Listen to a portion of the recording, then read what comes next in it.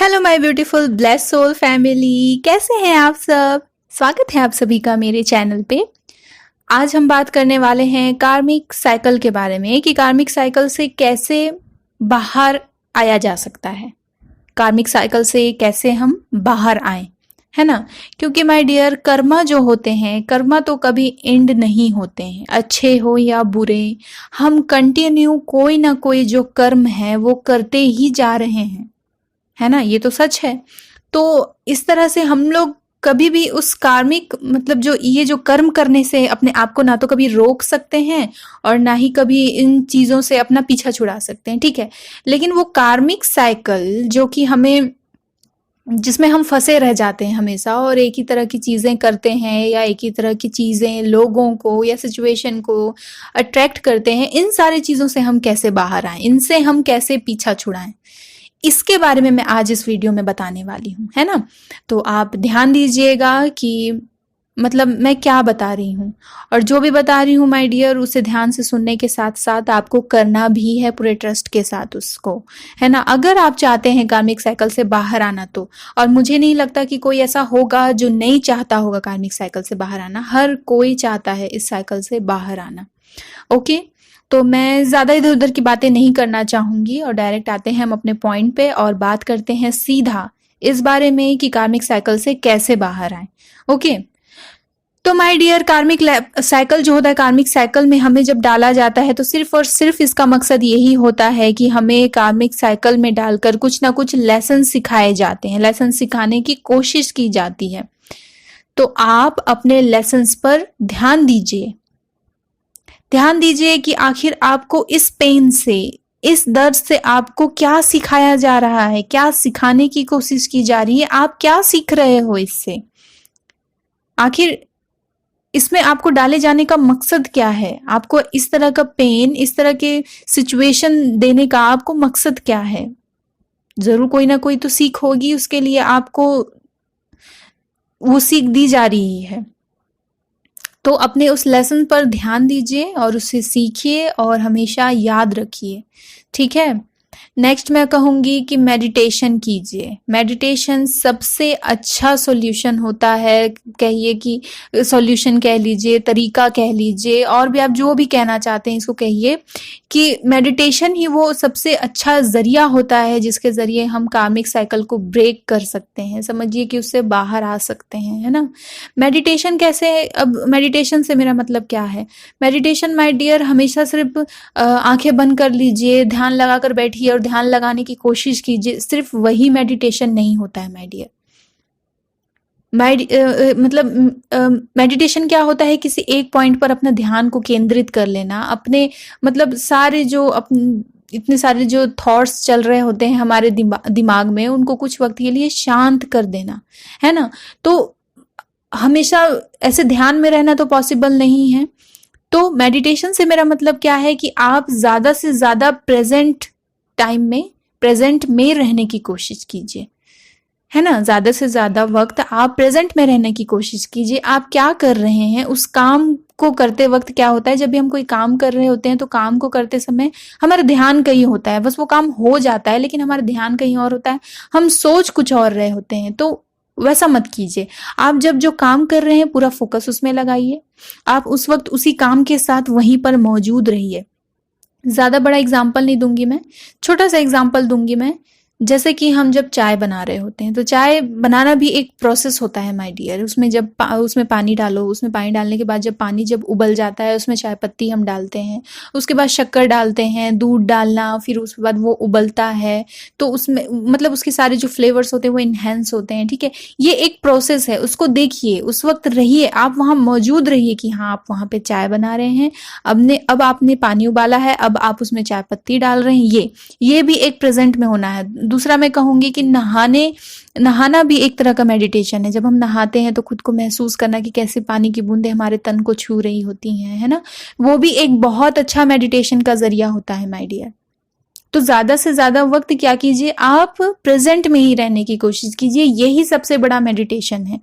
अगर आप अपने मन को प्रेजेंट में रहना सिखा देते हैं, प्रेजेंट में टिक गया आपका मन माय डियर, तो फिर आपको किसी तरह के ध्यान लगाकर बैठने की जरूरत नहीं है। ओके, इस तरह का मेडिटेशन कीजिए। कहीं पर भी ठीक है, वो ध्यान लगाकर बैठना वो अच्छी चीज़ है, लेकिन जब हर कोई मतलब आंखें बंद करके वो सारी चीज़ों में कंसंट्रेट कर पाना, खुद पर कंसंट्रेट कर पाना, वो नहीं कर पाते। क्योंकि माय डियर, मैं समझती हूँ जो लोग मेडिटेशन करते हैं वो भी मेरे इस बात को समझ रहे होंगे, क्योंकि जब हम आंखें बंद करते हैं तो हमें वो भी ऐसी बहुत सारी चीज़ें नज़र आने लग जाती हैं जो हम नहीं देखना चाहते हैं, जो हम नहीं फेस करना चाहते हैं, या फिर जिसे जिसे हम कंफर्टेबल नहीं होते जिस सिचुएशन के साथ या फिर जिस थॉट के साथ। ओके, तो आप ऐसे स्टार्ट कीजिए, पहले धीरे धीरे प्रेजेंट मोमेंट में रहना स्टार्ट कीजिए। ओके, फिर आप देखेंगे कि आपका मन टिकने लगा है, फिर आपके लिए इजी हो जाएगा आंखें बंद करके ध्यान लगाना। ओके, और इसके अलावा आपको क्या करना चाहिए? एक्सेप्ट कीजिए माय डियर, ये बहुत बड़ी चीज होती है एक्सेप्ट करना। ये नहीं करते हम में से बहुत सारे लोग होते हैं जो ऐसा नहीं कर पाते हैं। तो क्या करना है आपको? आप जो है वो एक्सेप्ट कीजिए, ये आपके ही कर्म हैं, ये आपको एक्सेप्ट करना है कि ये आपके ही कर्म थे जिसे आप झेल रहे हैं। यूनिवर्स कभी भी हमें बेवजह तकलीफ नहीं देती माय डियर, इस बात को आप हमेशा याद रखना। और इसके साथ मैं ये भी कहना चाहूंगी कि कुदरत के फैसले पर कभी भी शक मत कीजिए। अगर सजा मिल रही है तो बेशक गुनाह तो हुआ ही होगा। ओके, तो एक्सेप्ट कीजिए कि ये मेरे अपने ही कर्म थे जिसका मैं भुगतान कर रहा हूं या भुगतान कर रही हूं। ओके, नेक्स्ट है कि एक्शन लीजिए। एक्शन लेना बहुत बहुत बहुत जरूरी होता है। जहां भी आपको फील हो कि आपका किसी भी तरह से शोषण हो रहा है, किसी भी तरह से, तो खुद के लिए खड़े होना, खुद के लिए स्टेप लेना सीखिए और लीजिए स्टेप। ओके, ये बहुत जरूरी होता है माय डियर। और इसके अलावा आप जो कर सकते हैं वो ये है कि इनर वर्क कीजिए। इनर वर्क बहुत ज़रूरी होता है कार्मिक साइकिल को ब्रेक करने के लिए। ये बहुत इंपॉर्टेंट रोल प्ले करता है कार्मिक साइकिल को ब्रेक करने में, क्योंकि कार्मिक साइकिल ही आपको ये सिखा रहा होता है। इसका सबसे बड़ा मकसद यही होता है कि किसी और पर डिपेंड मत होइए। आप जो लोगों पे ढूंढ रहे हैं, दूसरे में ढूंढ रहे हैं, वो असल में आप में मौजूद है। सेल्फ लव कीजिए। जो प्यार आप दूसरों से ढूंढ रहे हैं वो खुद से क्यों नहीं करते? जो रिस्पेक्ट आप दूसरों से ढूंढ रहे हैं वो खुद पे क्यों नहीं करते? क्या आप उतनी रिस्पेक्ट अपनी खुद की करते हैं जितना आप दूसरों से रिस्पेक्ट ढूंढ रहे हैं, मांग रहे हैं? ऐसा क्यों है? सेल्फ लव कीजिए, खुद से प्यार कीजिए, बे इंतहा प्यार, अनकंडीशनल लव। माय डियर, हर सिचुएशन में, हर मोड़ पर, जिंदगी के हर एक उतार चढ़ाव में अगर किसी ने निस्वार्थ आपका साथ दिया है, बिना रुके हर वक्त हर जगह आपके साथ खड़ा रहा है, तो वो सिर्फ और सिर्फ आप हैं मेरी जान। सिर्फ और सिर्फ आप ही थे ना जिसने खुद को रोते हुए संभाला। आप ही थे जिसने, जब कोई नहीं था तो आप अपने साथ खड़े थे, किसी की जरूरत नहीं थे। तो फिर क्यों खुद के लिए ग्रेटिट्यूड शो नहीं करते? क्यों खुद पर प्यार नहीं जताते? ये बहुत जरूरी होता है। और ये कार्मिक साइकिल जो होता है, कार्मिक साइकिल का ये सबसे बड़ा लेसन होता है माय डियर, कि आप अपने आप के सबसे अच्छे और सच्चे साथी हैं। तो आप इनर वर्क कीजिए, सेल्फ लव स्टार्ट कीजिए। ओके, आपके लिए चीजें आसान होती जाएंगी।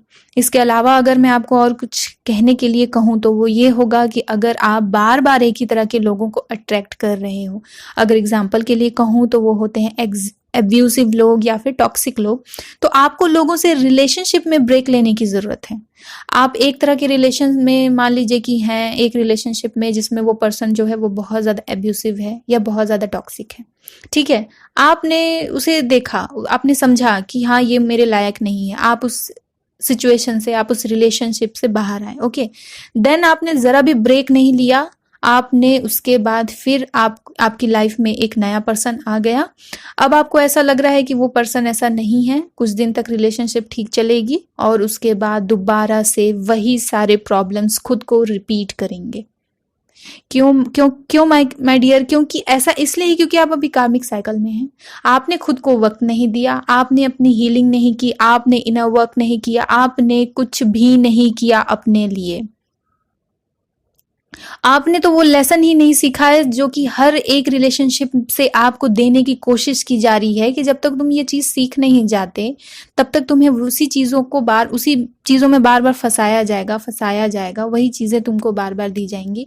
इसलिए माय डियर, कार्मिक साइकिल से बाहर आने से पहले मैं कहूंगी कि आपको कार्मिक साइकिल होता क्या है इसके बारे में अच्छी तरह से जान लेना चाहिए।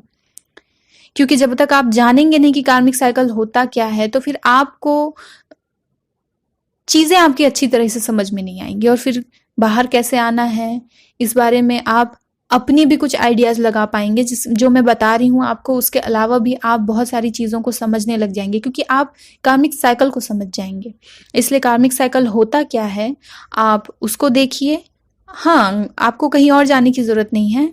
आपके गाइडेंस के लिए मेरे जो चैनल है उस पर ही ये वीडियो जो है अवेलेबल है, आप ज़रूर देखिए उसे, जिससे आपको समझ में आएगा अच्छे से कि मैं क्या कहना चाह रही हूँ और आपको क्या समझाना चाह रही हूँ। आपको वो समझने में ज़रा सी आसानी होगी। ओके, तो अब क्या है कि आप तो उस रिलेशनशिप से मतलब आप बाहर आ गए हैं, दूसरे रिलेशनशिप में गए, वही आपको प्रॉब्लम मिली, तो वो कंटिन्यू चलता रहेगा माय डियर, क्योंकि आपको उस रिलेशनशिप से जो सिखाने की कोशिश की जा रही है, असल में आपने सीखा नहीं है उस चीज़ को।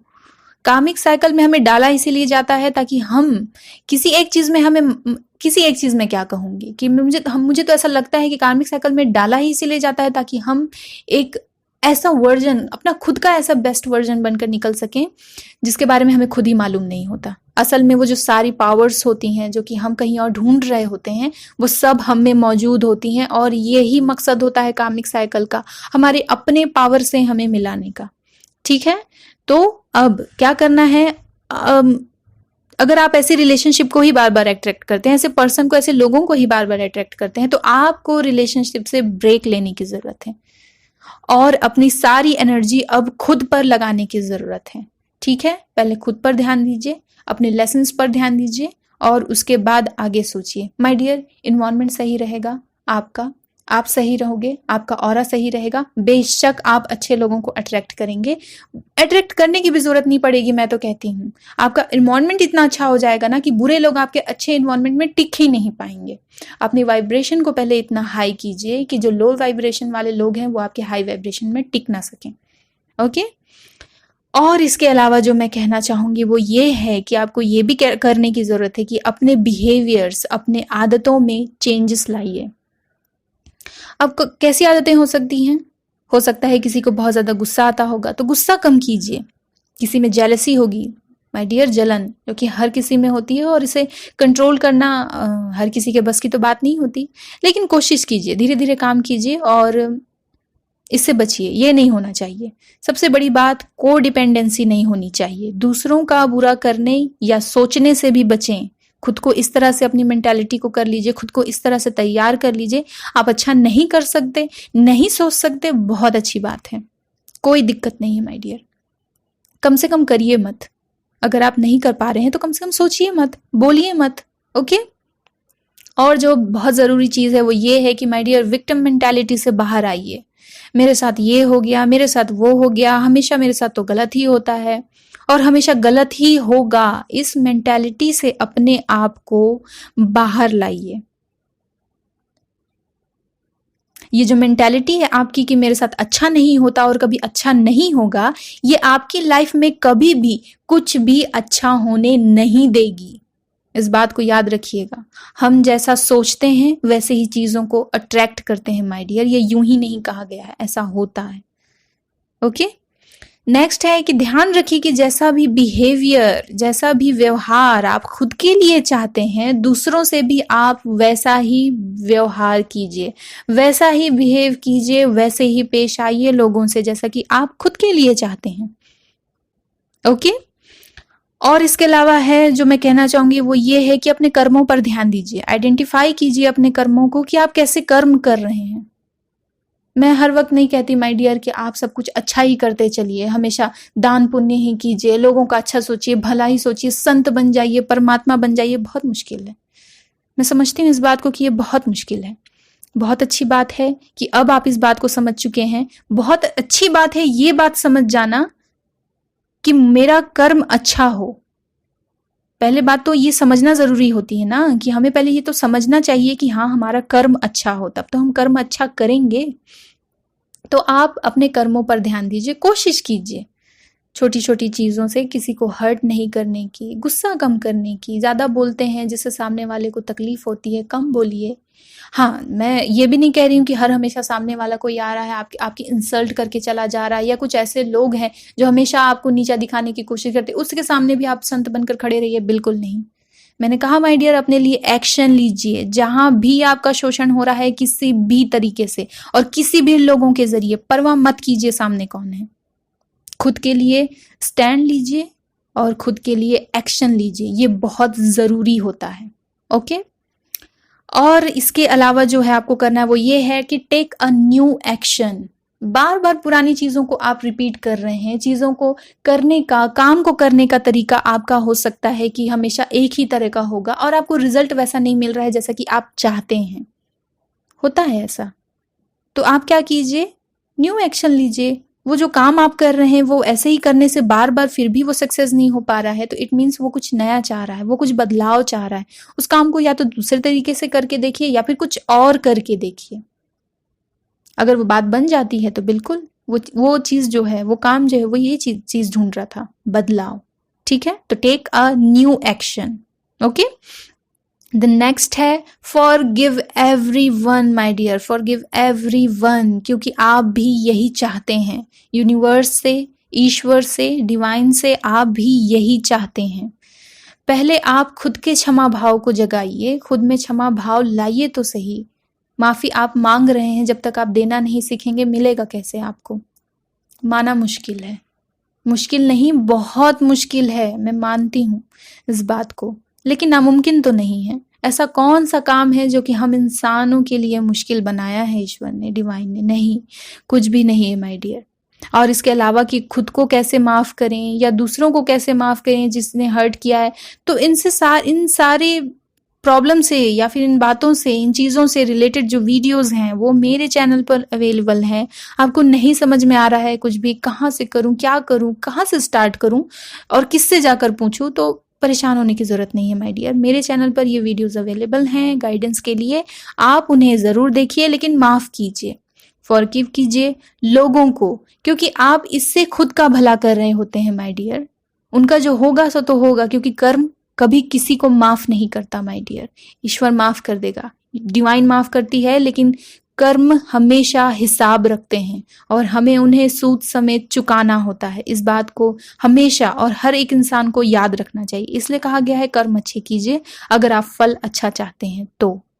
ओके, तो माफ कीजिए, मुश्किल है लेकिन माफ कीजिए और खुद को मुक्त कीजिए उन सारे लोगों से। कब तक आप ढोते रहेंगे, उसने मेरे साथ ऐसा किया, उसने मेरे साथ वैसा किया, मैं इससे बात नहीं करूंगा, मैं इससे नाराज हूं। रफा दफा कीजिए माय डियर, माफ कीजिए और सब कुछ छोड़ दीजिए यूनिवर्स पर, वो संभाल लेगी सब कुछ, trust me. Okay, forgive everyone.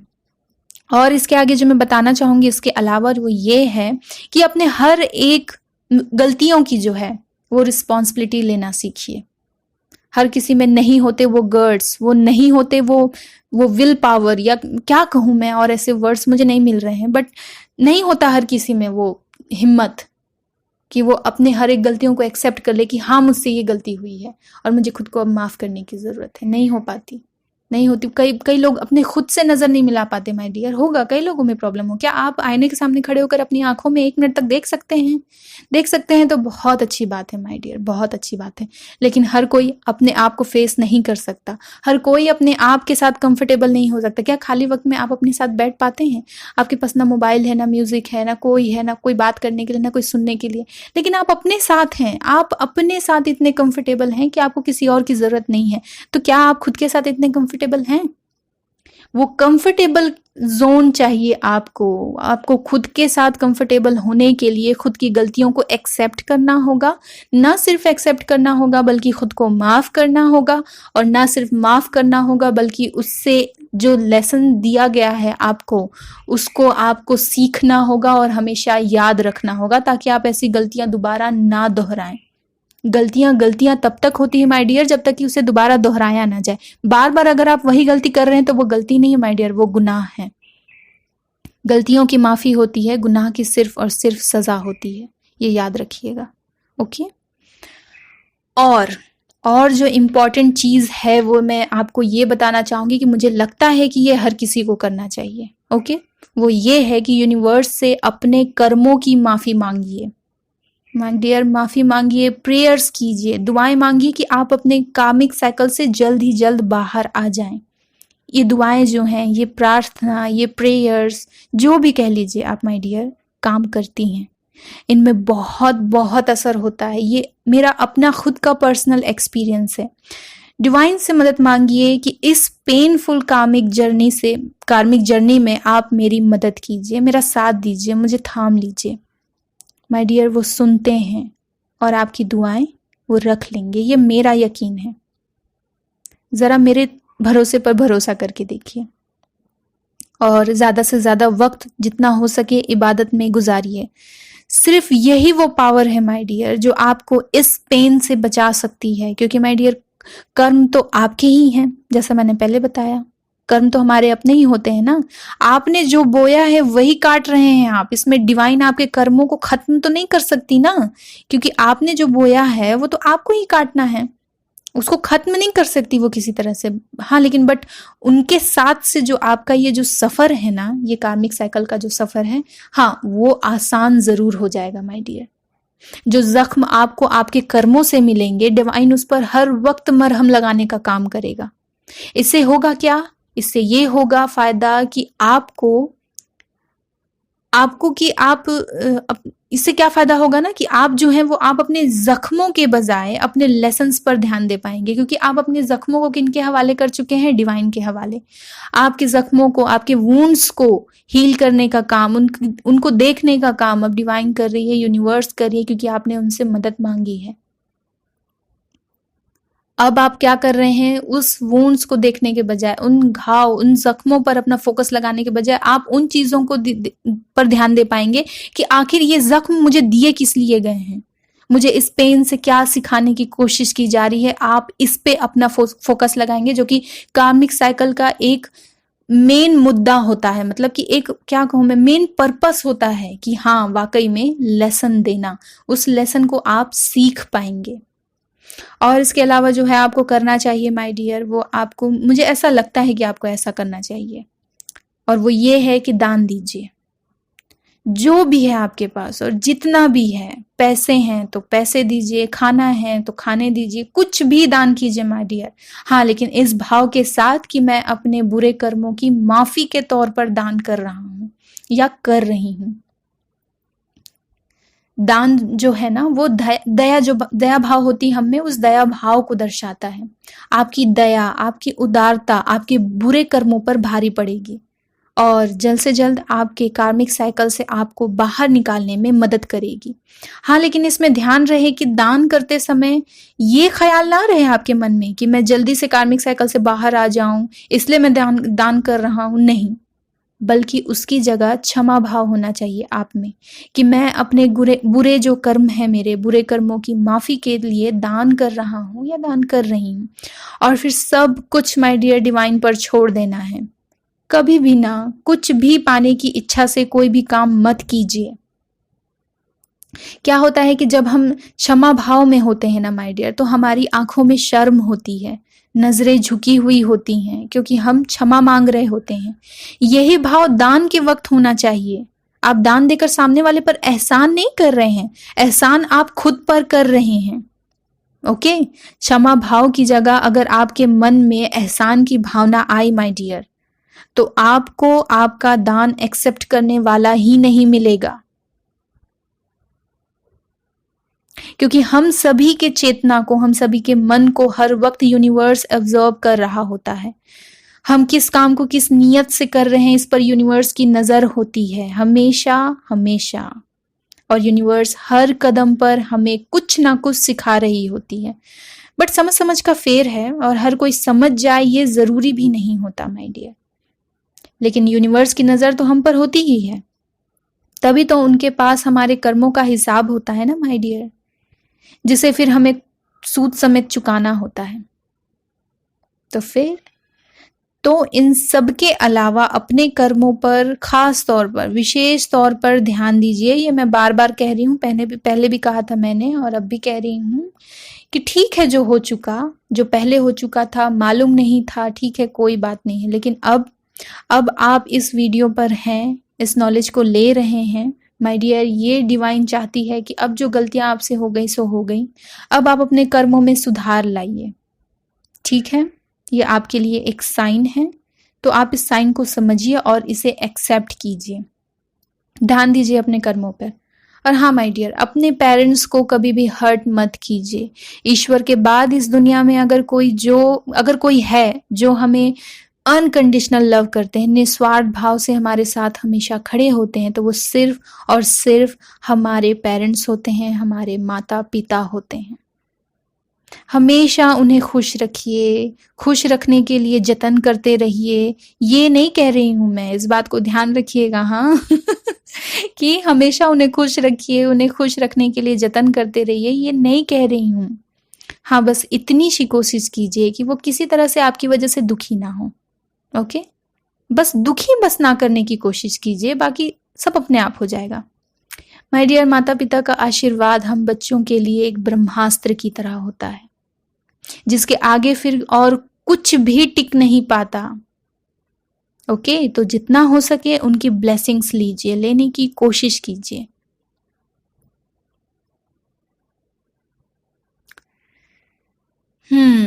So okay my blessed family, मैं यूनिवर्स से आपके लिए प्रे करती हूँ कि जो कोई भी कामिक साइकिल में है, यूनिवर्स उनका साथ दे और आप जल्द से जल्द अपने लेसन सीखकर इस पेनफुल साइकिल से बाहर आ सकें और इसमें डिवाइन यूनिवर्स आपका पूरा साथ दे।